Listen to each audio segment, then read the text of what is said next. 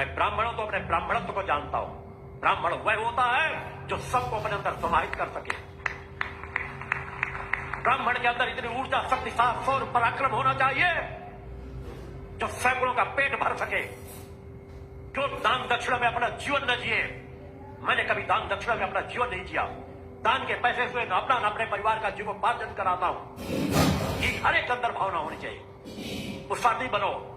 कहीं ब्राह्मण सभा, कहीं क्षत्रिय सभा, कहीं कोई सभा, कोई सभा।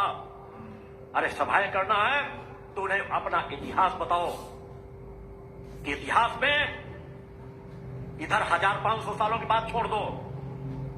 क्षत्रियों के अंदर क्षत्रित्व होता था, शौर्य होता था, पराक्रम होता था। वो हर गरीबों की रक्षा के लिए अपनी जान दे देता था। आज वही परंपरा धीरे धीरे शोषण में बदलती चली गई।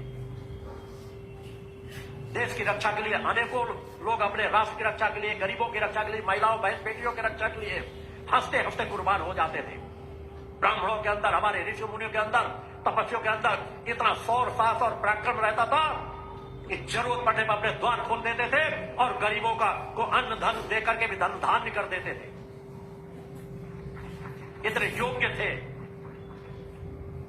सुदामा जैसे ब्राह्मण भी रहे हैं जो अधर्मी और अन्याय के सामने घुटने नहीं टेके। उससे उस काल में उससे बड़ा कोई ज्ञानी नहीं था, मगर धन के पीछे नहीं भगा। धन के पीछे भगता तो उस काल में बहुत से ऐसे राजा थे जो अपना दरबारी बनाना चाहते थे। तुम्हारे पास बहुत योग्यता, हमारी दरबारी बनकर, मगर वो गलत का गुणगान नहीं करना चाहते थे। मैं भूखों मर जाऊंगा, फटे वस्त्र पहन लूंगा, मेरी पत्नी फटे वस्त्र पहन लेगी, मगर गलत का गुणगान नहीं करूंगा, सत्य का गुणगान करूंगा। और सत्य का गुणगान का परिणाम कि भगवान कृष्ण जैसे योगी मित्र के रूप में प्राप्त हुए, राजा के रूप में प्राप्त हुए। वैसा जीवन जियो, पूरे समाज का समान मान के चलो।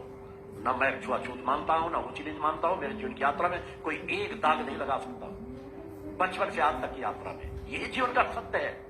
उस जीवन की सत्यता की यात्रा को तय करो। एक एक पल महत्वपूर्ण, एक एक क्षण महत्वपूर्ण। खुद पुरुषार्थी बनो।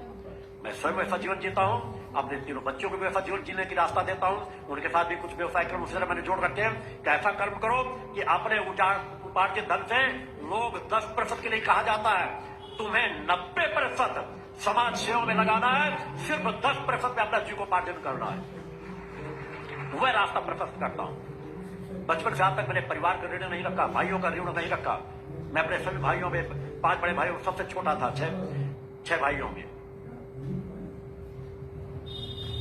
मगर मैंने कभी किसी का ऋण नहीं रखा। कभी किसी का थोड़ा सा ऋण हुआ तो उससे कई गुना ज्यादा उसको मैंने अपने पुरुषार्थ के बल पर उतारा है।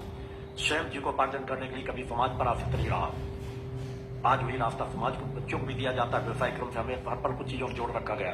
वो हमारा एक अलग कर्म है, पुरुषार्थ का कर्म है कि हम किसी पर आश्रित न रहे बल्कि दूसरों को मदद दे सके। आयुर्वेद का जो वो बढ़ रहा है, आयुर्वेद फूड प्रोडक्ट का प्रयास होगा इसे बहुत उन्नति के पथ पर ले जाया जाए। इसमें भी समाज का कोई पैसा नहीं लगने दिया गया।